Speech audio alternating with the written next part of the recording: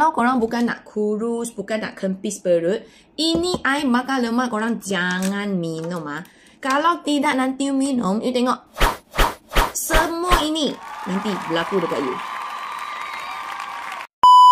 Air bakar lemak ini, dia membantu kita naikkan metabolik badan. So, korang yang senang gemuk punya, ataupun you rasa sendiri sangat, minum air pun you gemuk punya, you mesti kena cuba air bakar lemak ini. Sebab dia menaikkan you punya metabolik. Bagi kita, kalau you ada senaman, lagi banyak bakar kalori. Kalau you tak ada senaman pun, bila kita rehat, badan kita tengah bakar lemak kalori punya masa, you punya badan pun akan lebih banyak bakar. Compare dengan orang yang metabolik rendah. So, air bakar lemak ini sangat bagus. So, tapi kalau korang yang tak nak bakar lemak banyak, tak mau, jangan minum ini. Lagi satu, dia boleh kasi you punya selera berubah. Kalau korang minum air bakar lemak ni, you tak rasa you nak makan manis selalu. You tak rasa you asyik nak makan punya. Sebab ini air bakar lemak, dia tak naikkan hormon-hormon ataupun gula-gula dekat kita punya dalam badan. So, kita punya hormon stable, kita punya gula stable. So, korang punya nafsu makan-makan tu kuat-kuat tu akan jadi semakin kurang punya. So, kalau korang tak nak kontrol nafsu korang, ataupun you tak nak kurangkan selera dekat manis,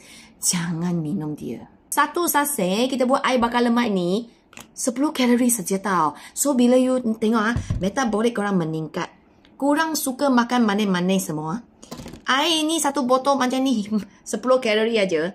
So, kurus dengan cepat. Tapi kalau tak nak kurus punya, tak nak sihat punya, jangan minum. Okay? Tapi kalau saya nak lah. Saya nak badan kita tengah rehat punya masa pun badan kita punya metabolik bakar lemak lebih banyak daripada orang lain. Saya nak kawan punya nafsu, saya tak nak makan manis selalu, tak boleh kontrol, tak nak asyik nak cari manis, saya tak nak. Saya nak minum, ini tak nak kalori dia tinggi-tinggi punya. So, saya minum setiap hari. Kalau korang nak air bakar lemak ni, korang pergi cepat-cepat cari Midi Arabica Coffee dekat TikTok ataupun Shopee. Sekarang tengah murah, tengah offer, tengah flash sale. 15 sachet lagi semua ini ada. Harga dia bukan 60, 70, 80. Harga dia baru RM30 macam tu je.